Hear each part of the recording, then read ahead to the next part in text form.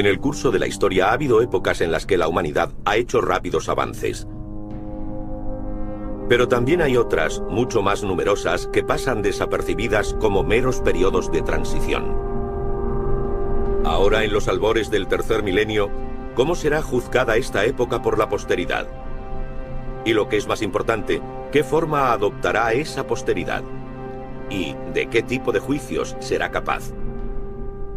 Por lo pronto, incluso antes de lo que pensamos, la humanidad tal como la conocemos podría cambiar radicalmente. El perfeccionamiento humano.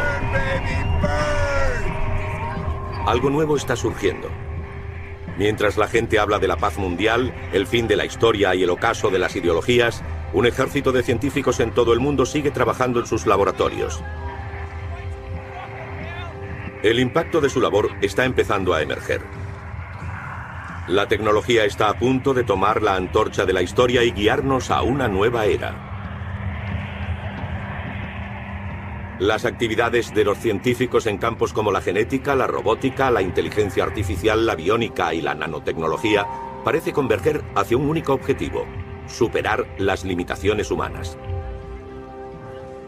Nos dirigen inexorablemente hacia una era transhumana en la que especies más evolucionadas nos dejarán atrás como un fósil de la historia.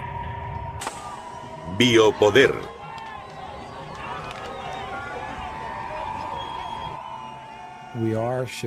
Estamos cambiando a una base transhumana. Hemos superado la época humanista y ahora debemos redefinir el concepto de humanidad. Nos guste o no, nos estamos convirtiendo en cibernéticos, en transhumanos.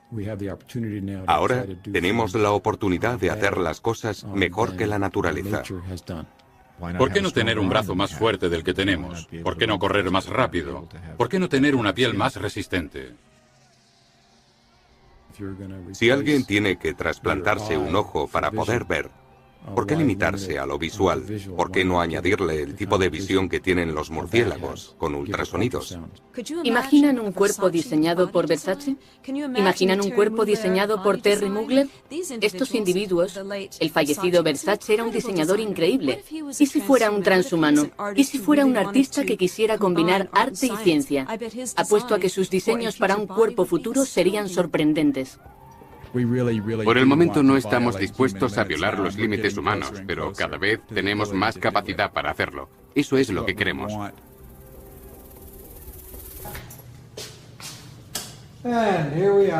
Aquí estamos, en el laboratorio de investigación del cerebro. Así era como almacenábamos los cerebros. El doctor Robert White es neurocirujano del Hospital de Cleveland, Ohio. Aquí hay algunas fotografías. En 1963 hizo su primer experimento para mantener vivo un cerebro fuera del cuerpo. Esto es un cráneo humano y este es de gorila. Cuando extraemos un cerebro, lo aislamos y lo mantenemos con vida. Nunca muere. Esto es un cerebro humano. Está bien preservado. Así que no hay que preocuparse de que siga con vida. Hubo muchos intentos en todo el mundo, sobre todo en la Unión Soviética, de extraer el cerebro de un animal, de un perro, por ejemplo, y mantenerlo con vida mediante máquinas. Eso es algo que puede hacerse con el corazón, el riñón, el hígado, el pulmón y todos los demás órganos sólidos del cuerpo. Pero nadie ha sido capaz de lograrlo con el cerebro. Y en parte se debe a que el cerebro es muy delicado en lo que respecta a irrigación sanguínea. Así que al fin lo conseguimos y descubrimos que el cerebro de un animal desarrollado tenía ondas cerebrales y se producían en él procesos químicos que funcionaban a la perfección. Pero no podíamos comunicarnos con él. Le enviábamos impulsos eléctricos, podíamos demostrar que nos oía, pero no sabíamos si estaba procesando esa información. Pero lo más importante fue que nos dimos cuenta de que si podíamos hacerlo con el cerebro de un animal, podríamos hacerlo con un cerebro humano. Este brillante científico, Stephen Hawking, es astrofísico, está postrado en una silla de ruedas y habla, literalmente, a través de un ordenador. Y mucha gente lo ha descrito como un ordenador con cabeza. Se trata de un hombre que podría sobrevivir a su cuerpo enfermo mediante un trasplante completo. Para demostrar que el cerebro funcionaba normalmente en ese estado, el Dr. White tuvo que llevar a cabo un segundo experimento y consiguió trasplantar con éxito la cabeza de un mono en el cuerpo de otro. El animal sobrevivió 7 días antes de que el cuerpo rechazara la cabeza. Los monos con los que experimentamos eran tan monos como lo habían sido con sus cuerpos originales. Así que yo supondría, aunque iría más allá y lo aseguraría, que la personalidad del mono se conservó. ¿Se puede trasplantar la conciencia? Obviamente, la personalidad puede ser trasplantada si es que los monos la tienen. Uno podría preguntarse, ¿dónde nos conduce eso respecto al espíritu y el alma humana? Y supongo que podría decirse que pueden ser trasplantados.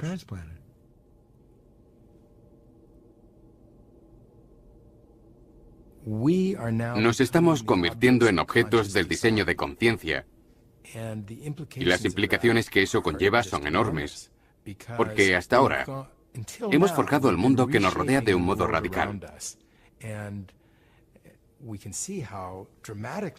Hemos transformado el paisaje, hemos construido una sociedad, cambiando todo aquello ajeno a nosotros. Pero siempre imaginamos que nosotros seguiríamos igual, que no nos veríamos atrapados en ese proceso. Y no es así. Vamos a rehacernos. Y es algo difícil de tratar, porque nos romperá todas las cadenas que nos limitan y definen como seres humanos.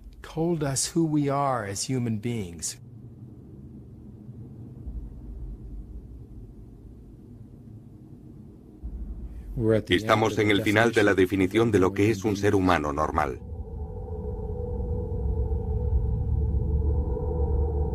Todo ser vivo está definido por su código de ADN. El ADN es una larga cadena de parejas formadas por 4 moléculas diferentes llamadas A, T, C y G, que se encuentran en todas las células. En esencia, es un código de barras digital que nos define como seres humanos, igual que define al resto de formas de vida del planeta. Solo la variedad de combinaciones de estos 4 elementos nos diferencia a unos de otros. El proyecto Genoma Humano comenzó en 1990 como la empresa tecnológica más ambiciosa de la historia, con un presupuesto muy superior al de la carrera espacial a la Luna, y en el que participaron cientos de laboratorios en todo el mundo con un mismo objetivo. Básicamente, se trataba de determinar la secuencia completa del genoma humano, los 3.000 millones de letras que conforman nuestro código genético. Y ahora que lo conocemos, es verdaderamente increíble, parece un código digital. En su interior está la información sobre los genes necesarios para crear un hígado, un corazón o cualquier otra parte del cuerpo humano. Ahora empieza la parte divertida, porque tenemos que descodificarlo para identificar las letras que nos interesan. Pero prácticamente es un código digital. The secret of life itself, the DNA molecule, a genetic discovery that could give man the ability to create life to specifications. With it comes the power to change evolution itself. Never have we had such opportunity, or such awesome responsibility. Cambiar la estructura de ADN en un laboratorio es algo bastante sencillo y simple. Se puede estudiar un trozo de ADN para averiguar su función, se modifica la composición y se ve el efecto sobre la función. Se trata de un trabajo rutinario en un laboratorio de este tipo. Pasar del laboratorio a la persona, a la terapia, en teoría es igual de sencillo. En la práctica, se ha demostrado que puede resultar algo más difícil. El motivo es que no sabemos exactamente qué trozos de ADN utilizar. Aún no hemos tenido suficiente éxito a la hora de colocar un trozo de ADN determinado en las células correctas. Hemos aprendido a hacerlo de la naturaleza. Pero, ¿qué es una infección viral? Se trata de un virus que se adhiere a las células, entra en ellas y utiliza sus componentes para multiplicarse. Si cogemos ese virus y le quitamos las partes peligrosas, se adherirá a la célula, pero no podrá dañarla. No obstante, podemos darle la capacidad de eliminar trozos dañados de la cadena de ADN y sustituirlos por buenos. Este es un mecanismo que se utiliza actualmente en terapia genética. La capacidad de manipular nuestros genes tiene implicaciones obvias. Podemos cambiar el ADN para prevenir o curar enfermedades hereditarias o alterar el de los donantes de órganos para que el cuerpo de los receptores no los rechace. El órgano ni siquiera necesita proceder de otro ser humano. Podría ser perfectamente de un animal. Los cerdos podrían ser una buena fuente de riñones y otros órganos para el trasplante. Pero debido a las diferencias entre las dos especies, el riñón o el hígado del cerdo serían rechazados por el cuerpo humano. De modo que si consiguiésemos humanizar esos órganos, añadiéndole un poco de ADN humano, haciendo que las células fuesen más humanas, habría muchas probabilidades de que el paciente no los rechazara. Actualmente se está intentando humanizar tejido animal y es una industria en expansión porque necesitamos más órganos.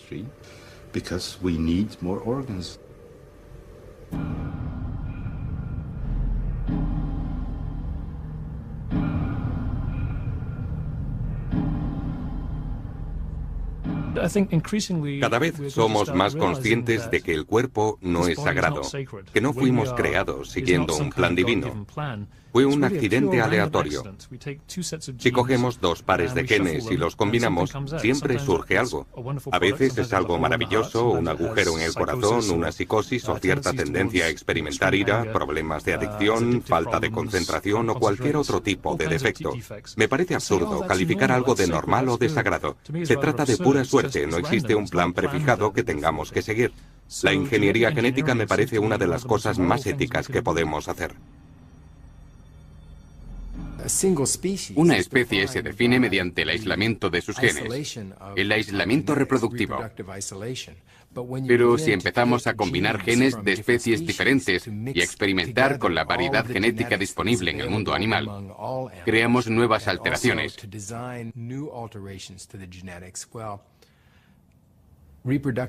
Y el aislamiento reproductivo deja de tener sentido. Imaginen la cantidad de formas que podrían evolucionar en el futuro.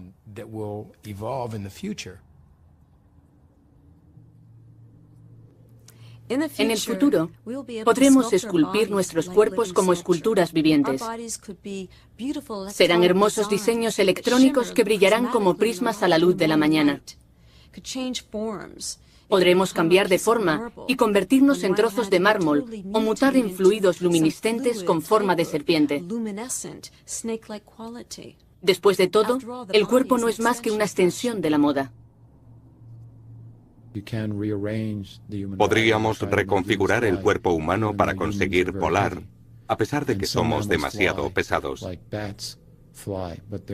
Algunos animales vuelan, como los murciélagos, pero son más ligeros. Pero es una pregunta interesante porque plantea el problema de no utilizar la genética solo para curar a un hombre, sino para convertirlo en un superhombre, haciéndole avanzar. Nuestro futuro no es intentar frenar la ingeniería genética, sino utilizarla del modo en que mejor nos sirva. Si podemos, nuestros hijos serán más inteligentes y sanos, y vivirán más tiempo gracias a nuestras alteraciones genéticas. ¿Por qué no íbamos a hacerlo? Si un niño pudiera vivir 2 siglos y otro solo 80 años, porque sus padres no estaban de acuerdo con hacerle algunos cambios genéticos, no creo que estuviera muy contento con esa decisión. Lo mismo ocurriría si su coeficiente intelectual fuera normal y el del resto de su clase fuera mucho mayor gracias a la manipulación biológica o genética. Se sentiría furioso.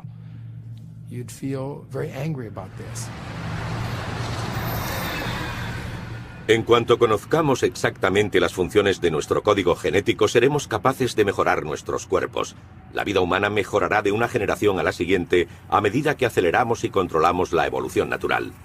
Pero ha aparecido en el horizonte un rival para la humanidad, un rival que evoluciona mucho más rápido.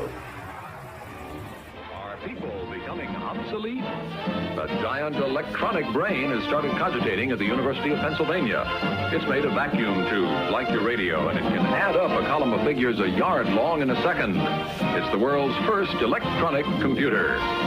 Right now, it's solving mathematical problems for the U.S. Army, but who knows, someday a machine like this may check up on your income tax.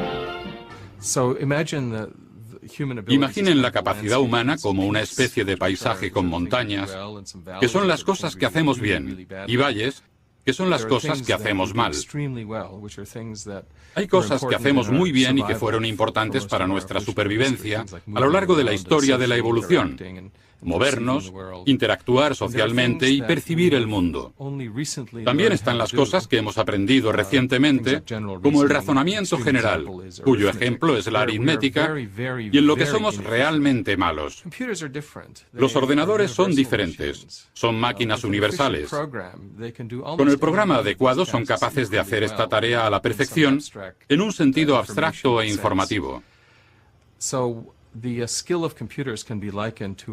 Así que la capacidad de un ordenador puede equipararse a la de un nivel de agua uniforme y ascendente que crece a una velocidad 10 millones de veces superior a la nuestra a la hora de desarrollar esas mismas capacidades. Además de otros aspectos, eso me lleva a creer que las montañas más altas estarán cubiertas por el agua en menos de 50 años.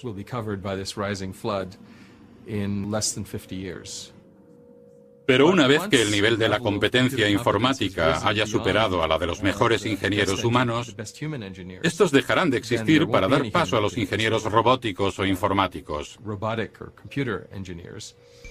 We might one day duplicate man, his form, his body, his actions and reactions, carefully engineered for lifelike appearance. La inteligencia no biológica crece exponencialmente. La inteligencia biológica no crece en absoluto, y si lo hace, es a un ritmo tan bajo que apenas es perceptible. Por ese motivo, la inteligencia artificial acabará siendo dominante.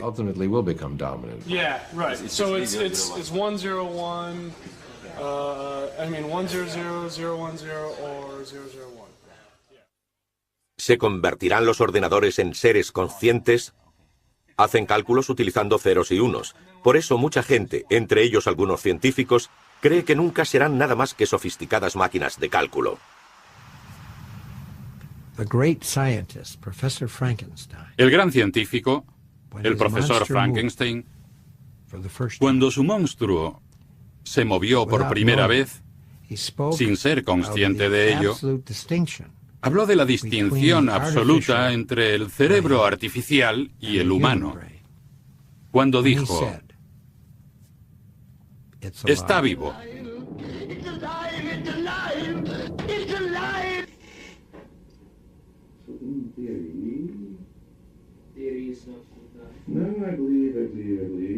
La diferencia entre la inteligencia artificial y la biológica puede resumirse en una palabra: vida. Al menos eso es lo que cree el Dr. White. De hecho, cuesta imaginar que un día las máquinas digitales creadas por nosotros tengan conciencia. Al final se confunde hasta que se cae de culo. Ahí está. Entonces, ¿por qué pensamos en nosotros como en mecanismos únicos y sagrados? Después de todo, también estamos definidos por un código digital, nuestro ADN. El enfoque actual para la inteligencia artificial no es programar seres conscientes, sino dejar que los robots aprendan por sí mismos, adquiriendo conocimientos paso a paso, igual que nosotros. No metemos ninguna programación a estas máquinas. Lo que hacemos es crear una topología neurológica similar al diseño de nuestro sistema nervioso, con el cerebro en la parte superior y los pequeños tentáculos que llegan hasta nuestros músculos. Y como no tiene más opción, cuando lo encendemos, aprenden a caminar. Se puede ver claramente. Cuando se levanta, se vuelve un poco loco. Y las patas parecen sufrir una especie de epilepsia hasta que aprende a seguir adelante. Vean. Acaba de aprender a andar. Se ha programado a sí mismo en un periodo de tiempo muy corto. La gente casi siempre asume que primero se crea el cerebro y de él surge el resto del cuerpo. Por el contrario, más de la mitad de las especies de este planeta no tienen cerebro para expresarse, pero logran sobrevivir y moverse en su entorno de manera eficaz. Así que hemos intentado evolucionar los robots desde lo básico, y en el proceso no hemos desarrollado cerebros, pero sí sistemas nerviosos muy efectivos.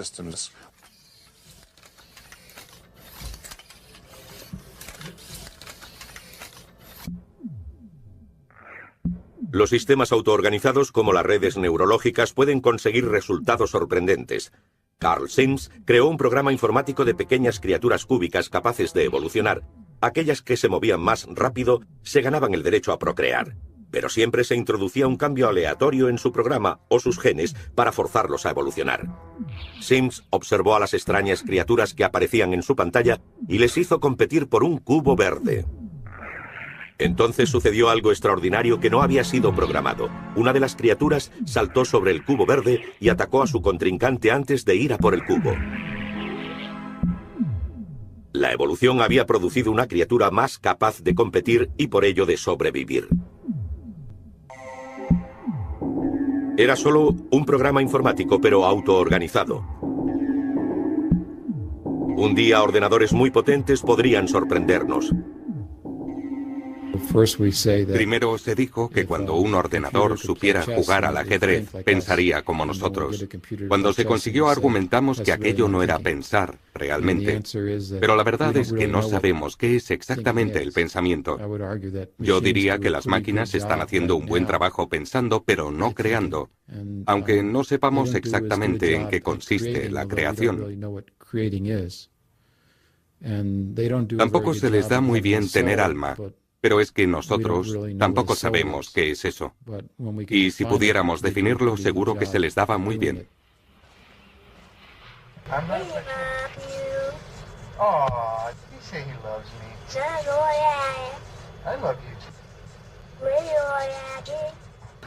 Si damos cuerpos a las máquinas, si construimos entidades corpóreas y las dejamos formar parte de nuestra comunidad desde el primer momento para que aprendan a interaccionar con nosotros, a distinguirnos del entorno, automáticamente surgirán cosas como el amor. Un bebé recién nacido carece por completo de esos valores. Los aprende interactuando con sus padres, su familia y su comunidad. ¿Aprenderán a amar estos robots si llegan a ser inteligentes o se volverán contra sus creadores?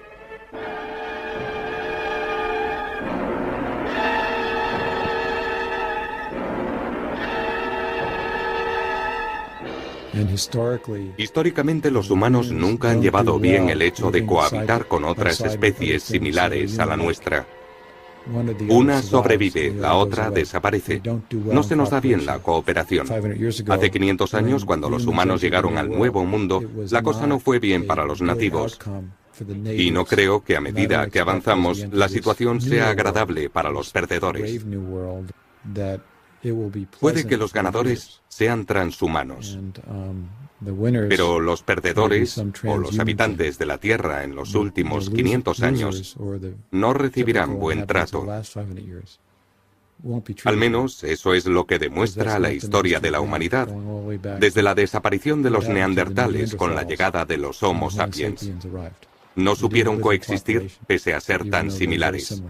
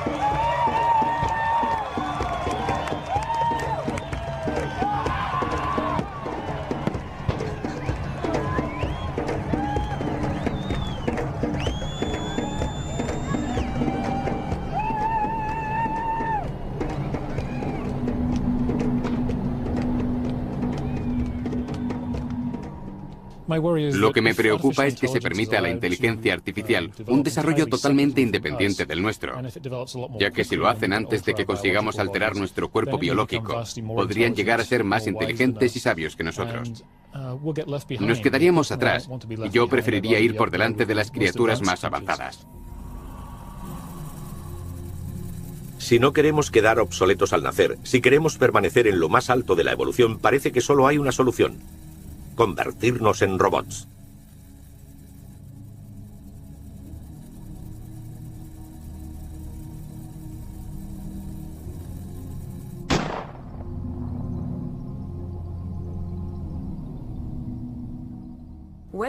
Nos guste o no, nos estamos convirtiendo en cibernéticos, en transhumanos. El transhumano es una evolución de humano a poshumano. Dejaremos de ser exclusivamente biológicos y tendremos muchos añadidos artificiales. ¿Caminamos desnudos? No. Llevamos ropa, llevamos gafas, llevamos tapones para los oídos. Se trata de añadidos muy básicos para nuestra biología, pero también tenemos prótesis y marcapasos. Poco a poco iremos viendo prótesis mucho más avanzadas hasta que, al final, tengamos cuerpos protésicos. El ser humano está muy bien diseñado, pero tiene algunos fallos, y uno de ellos es que no está diseñado para la era moderna. La era industrial se equipa más rápido que nosotros y de modo tan grande que podría aplastarnos. Fuimos diseñados con un endoesqueleto, es decir, con los huesos en el interior y tejido blando en el exterior. El mundo sería mucho mejor para nosotros si nuestros huesos fueran externos, si tuviéramos un exoesqueleto como los escarabajos. Creo que el poshumano será posbiológico. Lo que quiero decir es que habrá un proceso gradual, no un cambio repentino a una forma diferente. Creo que poco a poco iremos integrando cada vez más tecnología en nuestros cuerpos, reemplazando nuestros órganos por otros más eficientes. Iremos sustituyendo el tejido neurológico, porque se muere después de un tiempo y puede sufrir fácilmente daños químicos. Así que creo que a la larga cambiaremos nuestras células cerebrales por piezas informáticas mucho más eficientes y potentes. Para convertirnos en organismos cibernéticos capaces de competir con la rápida evolución de los ordenadores, primero debemos entender cómo funciona nuestro cerebro. Las investigaciones en este campo se han disparado en los últimos años. Uno de los motivos principales es el desarrollo en las técnicas de escaneo. Actualmente nos permiten observar las células nerviosas en funcionamiento en animales vivos.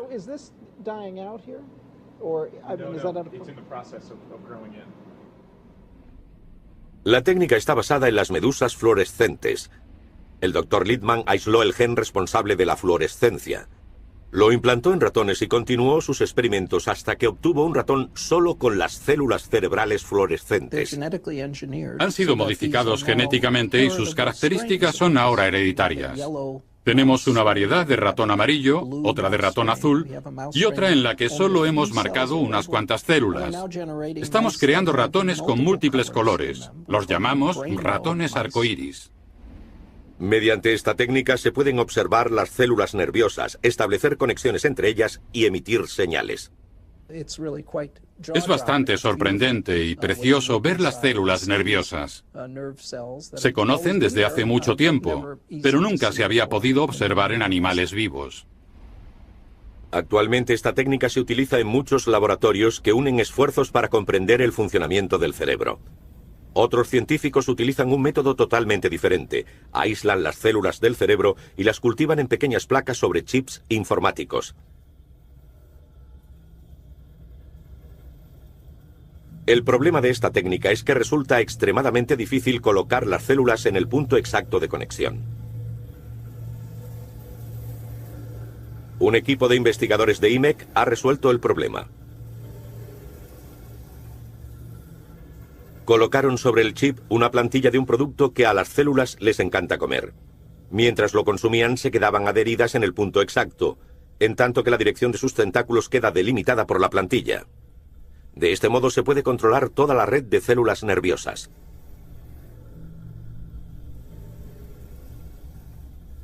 Algunos científicos ya han experimentado con esas placas. Sus chips son menos precisos, pero los resultados suelen ser asombrosos. Permitidme que desconecte las luces. El doctor de Mars, por ejemplo, intenta comunicarse con sus placas y enseñarles varias tareas. Cada una de estas placas contiene unas 20 neuronas que no paran de actuar mientras hablamos. Cada una de ellas forma una red independiente que actúa espontáneamente. Cogemos neuronas vivas de ratas para ver cómo forman una red neuronal. Debajo de la superficie tenemos una cuadrícula de electrodos para poder escuchar las conversaciones entre ellas. También podemos estimular la actividad de la red. Podemos enviar diferentes patrones de estimulación y ver cómo cambia la red como resultado de ello. Así es como lo hacemos. Enseña a las placas cerebrales a pilotar un avión. La red puede pilotar el avión de manera óptima. No comete demasiados errores y es capaz de estabilizar el aparato en diversas condiciones. Creo que hemos programado un viento cruzado de 50 nudos. Así es como se ve. Se ve fácilmente cuando uno de esos vientos alcanza al avión y empieza a oscilar. La placa más antigua que he tenido cumplió 2 años. Y murió únicamente porque la trasladamos del laboratorio de Caltech al de Georgia Tech.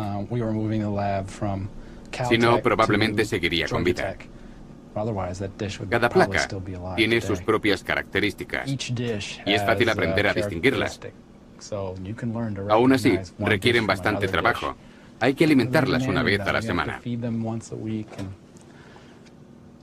Cada vez seremos más capaces de medir y entender cómo funcionan las células de nuestro cerebro. Pero ¿seremos capaces de descifrar nuestra conciencia? Los experimentos de la doctora Jan Dan han demostrado que es posible leer y entender el cerebro. No sabía que habíamos empezado de nuevo. Así que esto es una película digitalizada. Se la mostramos al animal y grabamos la actividad de sus neuronas visuales. Y estas señales eléctricas grabadas las enviamos por estos cables. Ha conseguido captar la visión del cerebro de un gato y reconstruir lo que ve en una pantalla de ordenador. Esto es una película digitalizada. Un fragmento de Indiana Jones. O eso creo. Aquí vemos las dos imágenes juntas. La de la izquierda es lo que se muestra al gato. La de la derecha es la que se obtiene de su cerebro. La imagen parpadea bastante. El ruido. Probablemente ese sea el ruido de las neuronas, porque a veces lanzan picos espontáneamente. Tenemos en cuenta ese ruido, pero puede que reflejen otra cosa, como sus pensamientos. Aún así, no podemos aislarlos y se reflejan en forma de información visual. Esta es la reconstrucción que obtenemos. Es la primera vez que se obtiene una imagen de un cerebro y eso demuestra que podemos leerlo y entender su gramática. La cara es reconocible, pero no puedo evitar pensar que tiene un aire felino.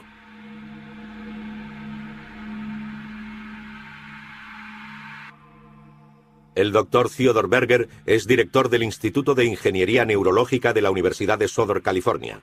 Un equipo de científicos de élite de diferentes disciplinas, tales como neurología y programación informática, han colaborado para desarrollar un chip que pueda reemplazar partes del cerebro o a largo plazo añadir más potencia cerebral. Una de las primeras cosas que hacemos es estudiar esta parte del cerebro de forma experimental. Necesitamos saber exactamente cómo se comporta si queremos reproducir esa función en un chip informático y colocarlo en el cerebro. Así que lo que hacemos es extraerle el cerebro a los animales que utilizamos para estos experimentos, rebanarlo y mantener con vida las diferentes rodajas en una placa para estudiar la actividad eléctrica de las neuronas. Utilizan impulsos eléctricos para comunicarse entre ellas, como los transistores en un circuito, y lo que hacemos es probar las células para averiguar cómo se comportan cuando les enviamos señales generadas mediante ordenador. Observando su lenguaje, deducimos la función e intentamos describirla mediante ecuaciones matemáticas.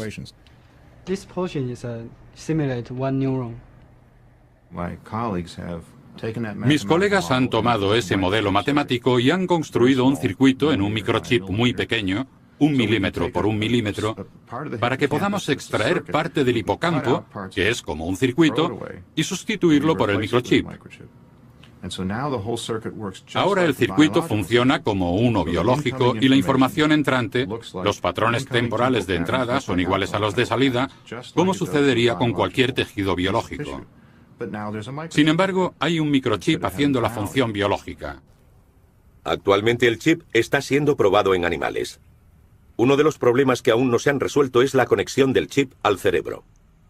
La tecnología actual utiliza electrodos diminutos, pero en el futuro podría emplearse la opción de implantar células cerebrales directamente en los puntos de conexión del chip. Estas podrían ser forzadas a conectarse en puntos exactos del cerebro para crear una interfaz perfecta.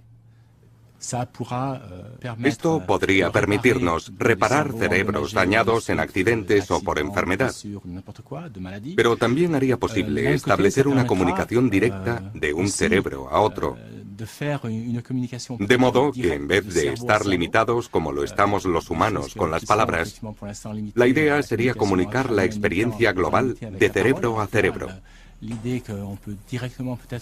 Es una idea fantástica. Pero debo decir que tiene muchas otras implicaciones, posiblemente más prácticas a corto plazo. Una de esas aplicaciones a corto plazo ya es realidad. El chip se utiliza para reconocer sonidos, ya que puede hacerlo con la misma precisión que nosotros. Hemos utilizado estos modelos basados en el cerebro para desarrollar sistemas de reconocimiento acústico. Se les entrena del mismo modo que a un cerebro normal para reconocer sonidos determinados. Y uno de los primeros que le hemos enseñado es el de un disparo. Es un modelo que aprende a comunicarse como las neuronas del hipocampo. Nada más. Pura biología. Hay una allí, al otro lado del parque. Y aquí había otra. Hace 2 días colocaron otra. Estas cámaras de alta tecnología reciben el nombre de disuasoras de crímenes. Si se produjera un disparo a mi izquierda o a mi derecha, la cámara registraría el sonido inmediatamente y enfocaría hacia la zona para tomar imágenes.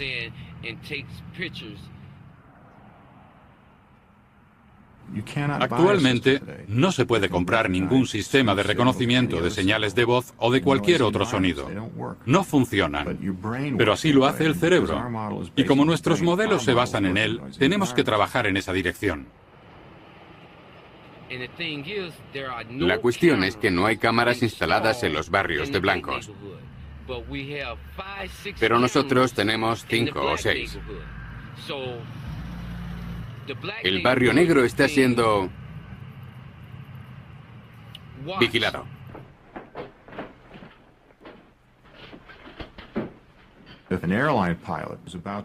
Si un piloto de avión estuviera a punto de pulsar el botón equivocado, sería interesante pensar en la forma de identificar los patrones de pensamiento, los patrones de memoria.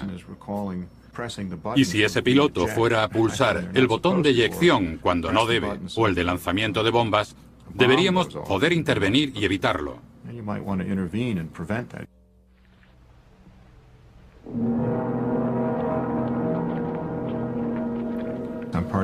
En la Agencia de Investigación de Proyectos Avanzados de Defensa, intentamos comprender exactamente eso.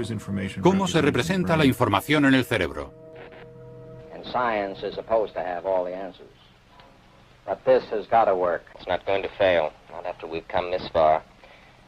We have here, for all practical purposes, a normal human being, except for his electronic sensory control system, of course.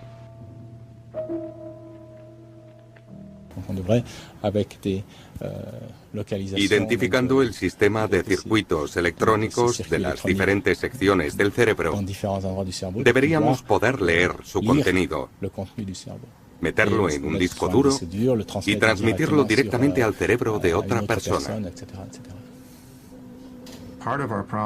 Parte de nuestro problema es colocar suficientes sensores en el cerebro sin dañarlo. Hay que meter los suficientes para conseguir la información necesaria para comprender el patrón total de la actividad. Si lo conseguimos, tendremos que desarrollar un modelo matemático de cómo se desarrolla y procesa la información en ese laberinto.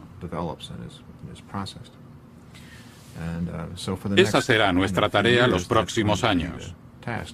Si lo conseguimos, llegaremos a la meta. Conseguiremos nuestro objetivo.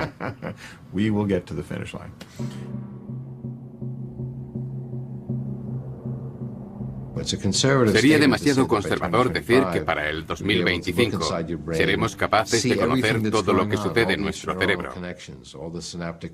Las conexiones neuronales, las claves sinápticas, los neurotransmisores y crear una enorme base de datos copiando cada célula al detalle para poder introducir esa información en un ordenador con capacidad suficiente y crear una copia del proceso de pensamiento que tiene lugar en nuestras mentes. En realidad se trata de una prueba de que somos capaces de desentrañar los secretos de la inteligencia que existe en el cerebro humano. Una vez que hemos escaneado esa información, también podemos comprender y ver cómo está organizado y mejorarlo o extenderlo. Podemos aumentar la memoria o hacer que funcione más rápido e incluso ampliar las capacidades perceptivas. Transferir la mente a un ordenador. Este parece ser el sueño de muchos científicos. Liberarnos de nuestros cuerpos que se están quedando obsoletos en este mundo tecnológico para pasar a ser espíritus libres en un ciberespacio.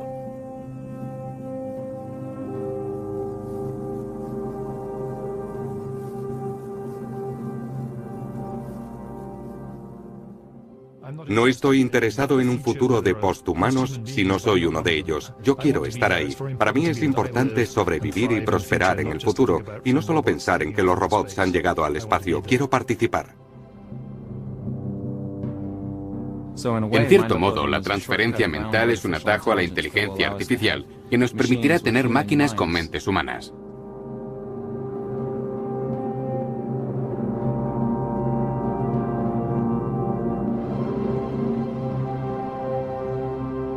Espero que quepamos en un CD-ROM de 600 megabytes. Apuesto a que es toda la capacidad necesaria para copiar a una persona.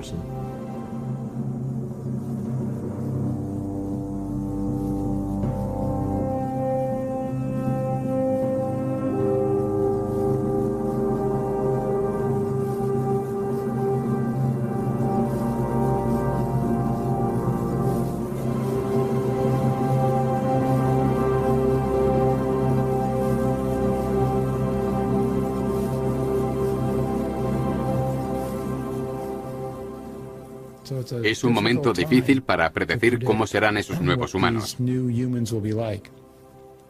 Es importante incluir un tercer componente, lo virtual junto a lo artificial y la carne. Pero es difícil predecir cómo será esa combinación en un contexto cooperativo en vez de competitivo. Será interesante. Será una buena época en la que vivir. No puedo esperar a que pasen 50 años para conocer la respuesta.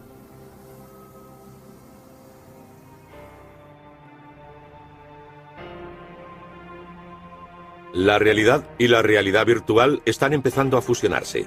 Para entender cómo va a suceder, tenemos que fijarnos en otro tipo de tecnología destinada a eclipsar a cualquier otra: la nanotecnología. Conseguir el control de la materia átomo a átomo. So what we're going to do is move this atom from this location here to a location right over here. We'll move it just along this path here. Now you gotta get excited about that. You just gotta get excited about that. Ahora los científicos son capaces de coger un átomo y moverlo de un lado a otro. Es un pequeño paso para un átomo, pero un salto gigantesco para la humanidad. Si empezamos a construir desde los átomos, podremos crear prácticamente cualquier cosa. Los productos fabricados están hechos de átomos y sus propiedades dependen de su disposición. Actualmente las tecnologías de fabricación organizan los átomos de forma tosca y estadísticamente, pero en el futuro, gracias a la nanotecnología, podremos crear los elementos de construcción básicos exactamente como queramos, de forma flexible y a bajo coste. La nanotecnología ofrecerá muchas oportunidades a otras tecnologías, sobre todo a la informática. Cuando puedan hacerse conexiones informáticas mediante átomos, la potencia aumentará enormemente. Ordenadores increíblemente potentes. Podremos meter en un azucarillo un ordenador más potente que todos los que existen actualmente combinados. Pero existen muchos otros campos en los que se aplicará la nanotecnología. Mientras a finales del pasado milenio muchos científicos creían que la nanotecnología era ciencia ficción, ahora vemos sus primeras aplicaciones en el mercado. Conocemos materiales que purifican el agua, que generan electricidad y que generan energía química. Nuestro proyecto de investigación a largo plazo es construir un sistema que procese esa información como una especie de neurona artificial. Vamos a empezar a ver sistemas y procesos que proliferarán en 4 o 5 años y que no dejarán de sorprendernos. Este punto giratorio es la primera nanomáquina jamás construida del tamaño de un átomo. Cogí el F1 ATPA y le puse una pequeña hélice que girara hasta alcanzar una molécula. Ahora puedo manipular muchos miles y crear sistemas más complejos, como los que tenemos en nuestro cuerpo, para que lleven a cabo funciones más sofisticadas. El objetivo final es crear robots tan pequeños como los virus, llamados nanobots. Estos serán tan inteligentes como los ordenadores actuales, y una de sus posibles aplicaciones será la medicina. Los nanobots podrían ser inyectados en el torrente sanguíneo de una persona para acabar con las células cancerígenas, por ejemplo, o para llevar a cabo labores de mantenimiento en el cuerpo, e incluso para modificar el código genético. Puede que parezca una tecnología muy costosa, pero de hecho es todo lo contrario. Podremos programar nanobots para que se reproduzcan igual que las criaturas naturales. Serán capaces de utilizar el material de su entorno y usarlo para hacer copias de sí mismos. El objetivo principal de la nanotecnología es conseguir lo que se denomina un ensamblador. Se trata de un dispositivo muy pequeño que puede hacer copias de sí mismo. Es programable, así que puede ser configurado para hacer una gran variedad de cosas útiles. Los ensambladores podrían considerarse una nueva forma de vida comparable a virus o células de levadura. Pueden reproducirse y al mismo tiempo transformar la materia, igual que las levaduras transforman el azúcar en alcohol. La única diferencia es que estas nuevas criaturas pueden ser programadas para llevar a cabo la tarea que queremos, como transformar el carbón en diamantes o crear comida. La nanotecnología molecular es a la realidad física lo que la programación informática a la realidad virtual. Creo que es algo exagerado, pero sirve para dar una idea aproximada. Mientras que los programadores informáticos pueden crear programas que hagan lo que ellos quieran, la nanotecnología molecular nos permitirá cambiar la materia a su nivel más básico. Nos permitirá construir cualquier tipo de estructura siguiendo unas especificaciones mediante la manipulación de átomos. Parece un mundo mágico en el que todo lo que imaginamos puede hacerse realidad, pero el papel del hada madrina será interpretado por unos robots tan minúsculos que no podremos verlos. Y en vez de decir las palabras mágicas, los programaremos para que nos concedan nuestros deseos. El lado negativo de este cuento de hadas es lo que llamamos el síndrome Goo Gris. Imaginen que se programan nanorobots para un atentado terrorista o para que se reproduzcan ilimitadamente. Podría producirse una reacción en cadena que consumiría toda la materia viva del planeta en 72 horas. No obstante, la mayoría de los científicos sostienen que tal supuesto es poco probable, ya que tendríamos nanotecnología para controlar la nanotecnología. Esta también podría darnos una solución alternativa. Seríamos capaces de inyectar una serie de nanobots en nuestros cuerpos para que localizaran nuestras células cerebrales y copiaran su funcionamiento.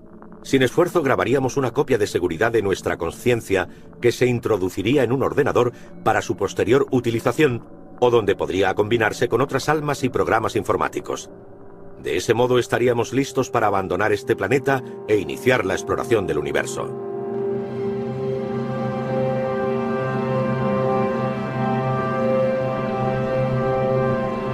¿Cuál es nuestro lugar en este mundo mágico donde todo puede ser transformado? ¿Cómo sobrellevará a la gente ese futuro? ¿O se trata de algo que por definición va más allá de nuestra capacidad de entendimiento y solo podrán comprender los transhumanos? ¿Permaneceremos como siempre y observaremos maravillados desde un lado? ¿O nos transferiremos y participaremos en el mundo como superhombres? Dejaos transferir a una red de nanoordenadores y que el viento os lleve.